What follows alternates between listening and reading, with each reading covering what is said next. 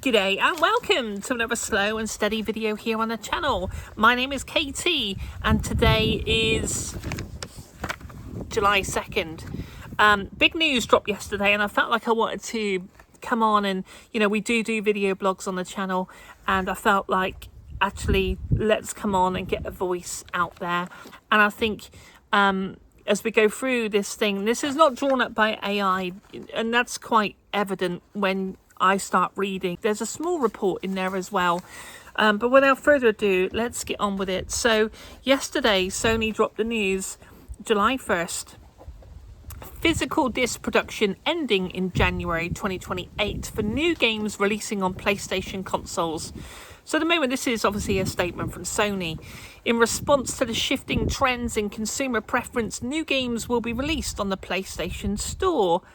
And at retailers, so retailers as well, will sell digital formats only. This is their press release. Senior Director, Sony Interactive Entertainment Content Communications, as a consumer, preferences and the broader entertainment industry continue to shift away from physical discs to digital. Physical game disc production for all new games releasing on PlayStation consoles will be discontinued starting January 2028. Following this date, new games will be available on the PlayStation Store and at retailers in digital formats only. This transition has no impact on games that are already released or will be released 2028 in disc format. I'm just going to read this report before we dig in, okay? This is a natural direction for Sony Interactive Entertainment to adapt to consumer trends as the general preference for digital media significantly outpaces physical discs. This transaction will enable us to align more closely with how most of our community prefers to access and play games today. We'll continue to prioritize the resources to drive innovation in how players can access games and provide choices as to whether players prefer to purchase new games, whether that's at retailers or PlayStation Store. They keep saying this, but it's still a digital download code. We remain committed to delivering a world-class gaming experience to our fans, and we thank you for your continued support. Is this my part? So this is mine. This is where I go into my waffle. Forgive the camera, forgive my hair. The red washes out pretty easily. Probably going to go back to my natural colour soon. It was to do with my bands, but hey, this is not to do with that. We're authentic on the channel. My name's Katie. Slow Steady Gaming. We're over 50. Who fucking cares? And obviously my age has something to do with this because I grew up. No, let's get to my report. So this is what I wrote this morning at 5 o'clock in the morning. Yesterday, I was taken aback by this news, but it was only as the day went on that I started to really think about the impact of this news and the direction of the next generation of consoles. I wrote this, right? It was in the middle of the night that I reached a scenario in my head that brought me sadness. I was awake about 3 o'clock in the morning. Will this mean we will eventually lose those little gaming shops? I know you may see this as extreme, as right now all gaming is and will stay in an ecosystem, and we will eventually find them on the shelves of a second-hand market, be it eBay or a local retro gaming shop. So this is something that's obviously you're still going to be able to go in there and get PS1, PS2, PS3, PS4 and even PS5 games. So those shops will still remain. But it's in 10 years' time, I do dive into the high street a little bit deeper as we go. But if this practice that Sony is starting in 2028 is followed by other consoles, which I've since learned this morning, that Xbox, I've got the notes here, reportedly not confirmed, that Xbox next generation will also have no disk drive. The source of this information, it's a bit woolly, but it's out there, is IGN, Eurogamer and GameSpot. But there's multiple sources saying that the rumour is that the Xbox will also not have a disk drive for the next era of consoles. We've already seen many gaming shops disappear of the years, and they are the one shop that I've walked around and felt like home and heaven. I love a gaming shop. It's the one shop that I can go into and stand there for 20 minutes and just look at titles and see other gamers. And, you know, I think I get that, you know, the world is moving forward, and I get that it changes. I guess I'm just getting old. I guess I'm missing, you know, up and down the country, we've already lost butchers, fruit shops, bakeries, because we have these big conglomerate Sainsbury's and Morrison's superstores. And so, you know, you no longer got, you know, Pat running the fruit and veg store, or Jason running the bakery. So I just think it's sad. So we've already seen many gaming shops disappear of the years, and they are the one shop that I've walked around felt like heaven. I remember as a kid looking at the titles of the Spectrum 48K and looking at the cover art and reading the back, and then picking up another and deciding where to put my money, often torn between 1, 2 or 3 games to take home. I remember being at school and borrowing a game from a friend. I was given a game from a boyfriend back in the day. Wind forward a few more years and I lived in Somerset, and I would go down to Pink Planet. I don't know how many, we'll go into the stores in a second, but Pink Planet, again, I'd go down there and look over the games for about 30 minutes.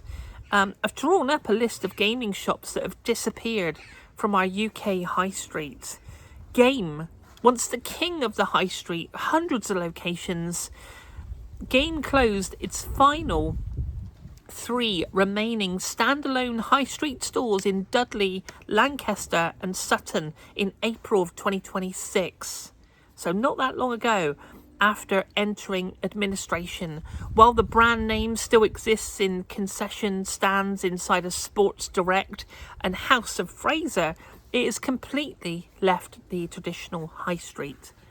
Game Station, where I went down for my Battlefield 4 and Battlefield 3 launch, midnight launch, where they all dressed up as soldiers, and I went down with my ex-boyfriend.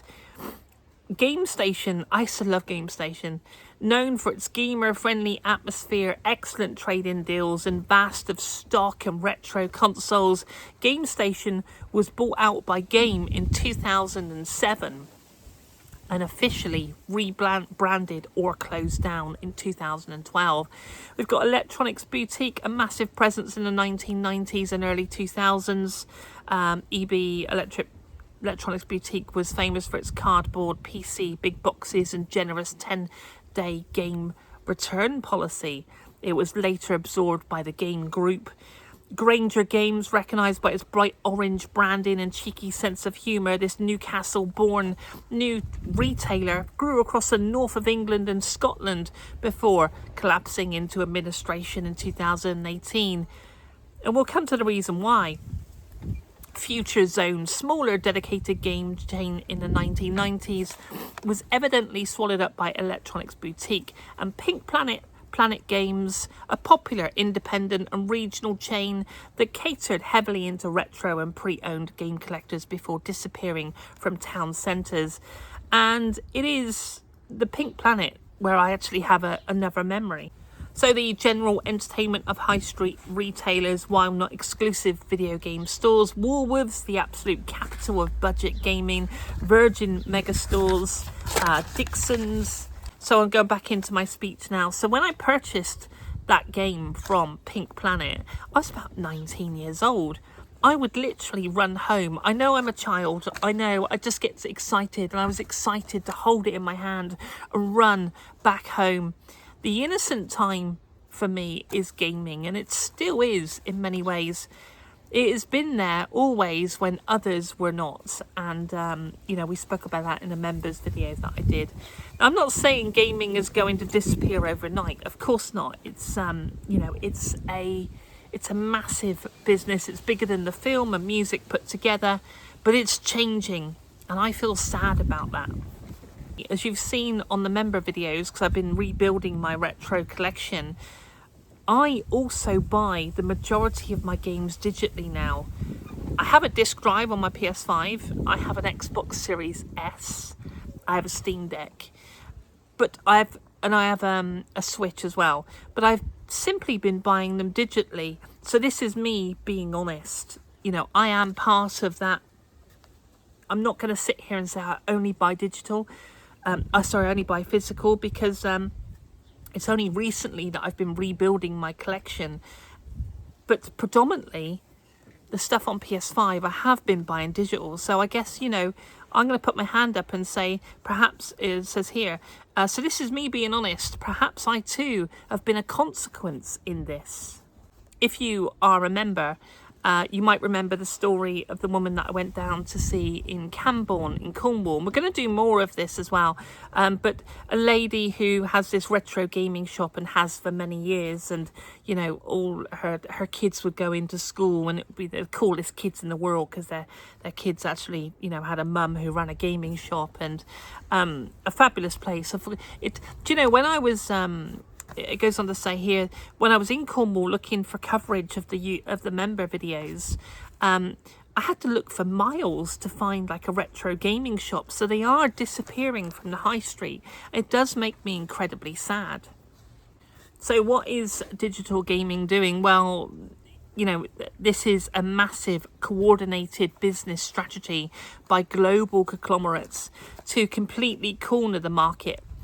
I believe is it Xbox on this recent current gen, they wanted to go disc free, and I think there was an advert by PlayStation saying, oh look, you know, we can trade games still. For decades, the entertainment industry hated the fact that they couldn't control a product after they sold it to you. If you bought a physical disc, you could give it away, you could lend it to a friend, or you could keep it forever. They couldn't make another penny off you. And all digital future is their ultimate dream. By destroying physical media, these businesses, conglomerates, create a airtight, single storefront monopoly. Think about the sheer scale of this conclusion. So if Sony, Microsoft, or Nintendo completely eliminate physical discs, they become the sole gatekeepers of the entire ecosystem. There is no alternative. There is no competition. There is only their store running on their terms, enforcing their prices. So no matter if the game is 5 years old, it will still have a 50 quid ticket on it, despite, you know, you no longer be able to pick up, like, go down the store or like off eBay, someone's selling it for a tenner, you know, to make a bit of money. And here's one of the biggest things. If they decide a game or a movie is too controversial, they can delete it. If they decide a piece of art doesn't feature their corporate image anymore, they can purge it from their history. In a single market system, the consumer loses all leverage. You either play by their rules and pay their dedicated prices, or you get left with a blank screen. This is the future of gaming. And this is what we're heading into. I think this is important why I'm doing this video, because I just want to shout. I just want to say, actually, this is not right. It's just not right. So when you step back and look at the bigger picture, it is deeply, profoundly sad. We're trading away our cultural history for the sake of convenience. And like I said, you know, I have been buying digital. I really have. We are letting a handful of wealthy boardrooms control our relationship with our gaming. The human connection, which I spoke about, you know, about running up the street or looking at my Spectrum 48K games, or, you know, we've done it here on the channel, opened up maps, look at manuals, you know, all that's going to be gone. And that was part of the beauty, you know, of owning something and looking at a physical map. I've only just started buying guidebooks because I just love the artwork in there. And you know, I bought a couple. I've got Skyrim, I've got Grand Theft Auto 4, 5, I've got Red Dead Redemption 1, and they're beautiful books. The digital age promised us an infinite access. Instead, it's delivering corporate control. If we don't start demanding real digital ownership and fighting for the preservation of physical arts, we're going to wake up in a world where our libraries are completely empty and our history can be deleted in a single keystroke. Now, here's the thing, you know, we talk about privacy, like PlayStation. I've had my PSN now for about 19 years. It might be 20 years, actually, coming on 20 years. All those games that I've purchased across the years can be lost. And, you know, I've made a note here, actually. I've also got some comments from people. Let's shout them out. So, Anthony, fan of digital. So he's also a fan of digital purchases just because of the simplicity. But downside is the space that the digital market does take up. And also a lot of these games want to be connected to the internet right now. He said we must understand the term and conditions. We've got Jamie as well. This will be only affect niche portions of gamers. I did tend to agree until I seen the Xbox news about the new Xbox being not disk drive either. So I don't know. I think it's going to maybe affect all of us. Got Dean Phillips. It's because of the new PS6 console. I think it is. I think they're going to drive, you know, these new consoles are going to force us into a digital age. Dougie, no more special editions. We've got Jordan is also posted that he doesn't like what's going on. Other news as well that really kind of cements this argument is the PS3 store and the PS Vita store are being closing. So all those games that I purchased digitally on PS3, I might still be able to have access to them. I'm not sure, but I can no longer go on the store. But you know, they can just close it. And this is the thing. I think what we're really looking at is that we need to look at the rights of digital content. You know, moving towards a digital age is probably makes a lot of sense, but I think it's the control, and you know, I just think it's very sad, you know, that you know, if someone wants to make a bit of money off their games and sell the games that they purchase, they can then sell them on. I've got here, I'm 52. Okay, right. So I can still collect PS5, 4, 3, 2, 1 games. I can even go and collect some Atari ST games and some Spectrum games if I want to. So I do get how the world evolves. I do get it. But I think it's the protection and the rights that need to be improved, because right now they have all the control on their side, and they can pull things off the store. They're holding all the cards, and I don't know. It's just rather bleak because they'll hold all the pricing cards as well. So, you know, even if you're looking at buying, I don't know, Grand Theft Auto 3 or something, it's still going to cost you 30 quid, whereas probably down the retro store you might pick it up for a £5. I genuinely think it's sad. I hope that people make a lot of noise on it. Ultimately the consoles will do what they want to do, and if they don't want to do a disk drive, then I suppose that's that.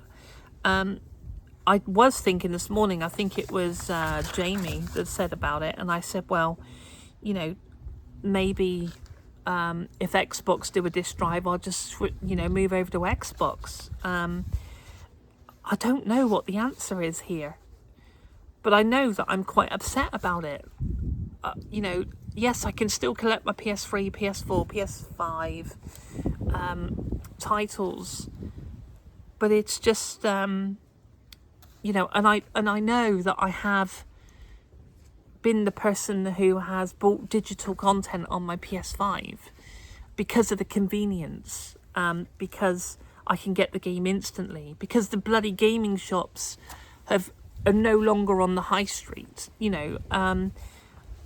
I just think when you look at the world the way we're going, I just think it's sad, you know.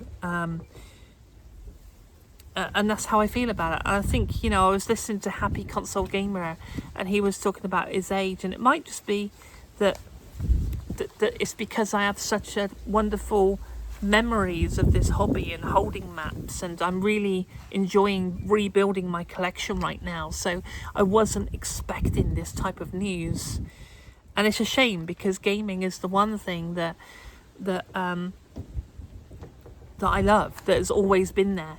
And we will continue to game, but something needs to change, and if that at the very least is how the digital market is managed, the consumer rights are protected, then at the very least that should happen, and these things should not be pulled from us, you know, from a store in 10 or 20 years time. This is why we need physical, man. You know, and I think it's only now, while I have a 5-page report that I've read out, that I'm starting to realise the importance of physical, and I'm starting to have my eyes opened of, you know, the importance of these high street stores that we've now lost. And maybe it's a little bit too late, but here we are. You know, I will still rebuild my collection. Here I am saying that I don't think that this is right, even if they did like a 10 or... But then, see, even if they had to do a 10% run of physical copies, if you don't have a disc drive on the new consoles, you won't play it anyway. So it could just be that the new era of gaming is going to kill the only thing we've ever known. And I think that's a bit sad. Anyway, that's me. We're almost at half an hour. Forgive the waffle, forgive the hair, because it needs red running through it again. It comes out so quickly, especially in the summer. I'm also going grey in there as well. But this is me. I'm KT. This is Slow and Steady Gaming. I'm so proud of this channel. I think that hurts me even more is that I finally started to build a channel. And when things like this happen, it you know, with age verification, I need to do another video on that as well, age verification. I just hate the way that we have to dance to these other people's songs, and you know, you will own nothing and you will like it, you know. I don't think that's right. So that's me, KT, signing out. That's me saying, actually, I think this is a bit bullshit. This is me saying that I don't like the direction of this. You know, I'm putting my stamp down saying, actually, I need to support physical media a bit more, because I don't think this is cool. I don't think those companies having full autonomy over when we get to say we can play games, and, you know, when servers are down, and, you know, when internet goes down. I just hate it. I hate it, you know. And I feel very lucky that I'm rebuilding my console collection, and I'm rebuilding my physical collection. So on those dark days, I can actually plug in and play. From me to you, take good care of yourself. Thanks for listening to me waffle. Sorry about the lighting. Sorry about... But have a good summer. I've also got hay fever as well. But this is me. I will catch you on the next one. If you are subscribed, then thank you. Thank you for being part of the SAS crew. Do appreciate it. If you're not subscribed, you kind of like we do trucks, bikes and horses on the channel. We keep it pretty niche on the channel just because it keeps its identity. I do love other games as well, such as RPGs and, you know, racing games, and, you know, I have a wide taste of games. But this is what we do here on the channel, and yeah, I don't know. That's it. I'm gonna go for the second time. Take good care of yourself. and I'll see you on the next one. See you soon. Bye.